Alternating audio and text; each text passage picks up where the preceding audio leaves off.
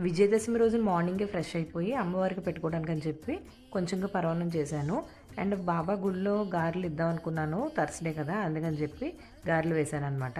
నాకు చేత్తో వేయడం రాదండి. ఇలా ఎప్పుడు స్ట్రైనర్ మీద పెట్టే వేస్తాను.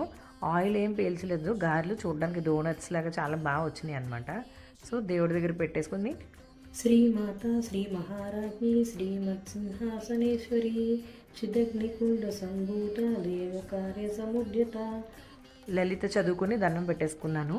అయ్యేసరికి పిల్లలు ఇద్దరు లేచి వచ్చారు. వాళ్ళని కూడా ఫ్రెష్ అప్ చేసేసి టిఫిన్ పెట్టేసి బాబా గుడిలో ఇవ్వడానికి నేను కూడా గారెలు వేసేసాను.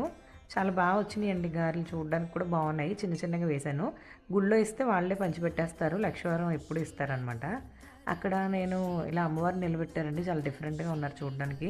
హోమం కాలుస్తున్నారు. అలాగే జమ్మి మొక్కను కూడా ఒక కుండీలో వేశారన్నమాట అందరూ దండం పెట్టుకోవడానికి. అక్కడ బాబా బ్లెస్సింగ్స్ తీసుకుని దుర్గమ్మ తల్లి గుడికి కూడా వెళ్ళొచ్చేసాం.